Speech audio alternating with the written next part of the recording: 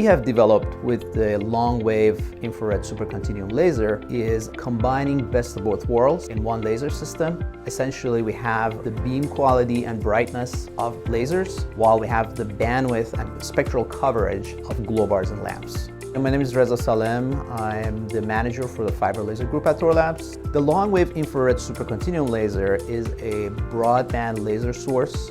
Covers a very important part of the optical spectrum. It's called the molecular fingerprint region. That's where most compounds and chemicals have their signature, that they can be detected in that region. But in terms of the laser system, really the key differentiator from some of the competition that's out there is the fact that we've developed this entire system based on a fiber laser platform that is extremely robust and compact. So it really allows the system to be portable and deployable to different settings and environments. Additionally, the architecture is based on femtosecond laser pulses, and this is known to have high temporal coherence, which leads to very low noise. So you can really perform highly sensitive measurements using this laser system. I'm Ankita Khanolkar, and currently I'm working as Fiber Lasers Product Development Engineer at Thorlabs, and my responsibility was to convert a laboratory breadboard setup into a commercial product. That involved rigorous experimentation phase to define product specs. We developed multiple prototypes, built those, tested those to arrive the final product design.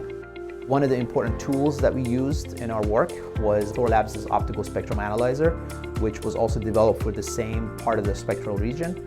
And this tool allows us to be able to look at the signal as we develop the concept from proof of concept to product, and be able to look at the output spectrum and see what we're getting out of the laser. I also collaborated with a highly cross-functional team of mechanical, electrical, software, firmware engineers, because all our lasers are integrated systems. So the vertical integration that was involved in LWIRSC product development was fluoride fiber that is manufactured by Thorlabs Advanced Photonics. We also have gained knowledge about splicing the fluoride fiber from Thorlabs Vitron division. And we have experts that can design this fiber suitable to our needs, and this fiber played crucial role in the pump of LWIRSC. So we saw a customer that wanted a new performance coming out of the laser system that was important to them. So that really drove us to tackle the big challenge of developing this laser. So the long-wave supercontinuum laser has far-reaching applications, and really what it comes down to is the fact that the molecular fingerprint region allows detection of all kinds of molecules. They could be solids, liquids, or gases. So people can actually use a long-wave supercontinuum laser to send light over a long path in the atmosphere and see what gases are released in the atmosphere.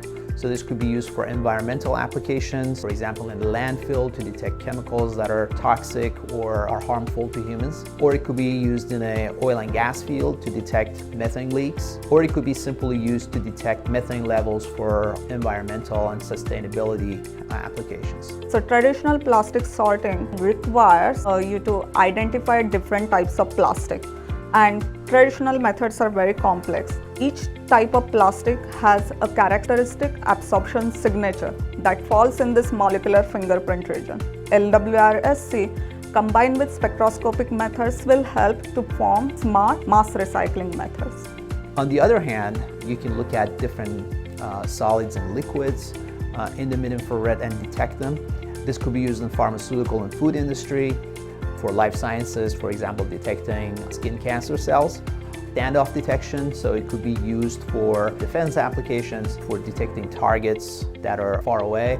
Because the laser has such a good beam quality, it allows propagation over long distances. Infrared microscopy could be impacted by this laser.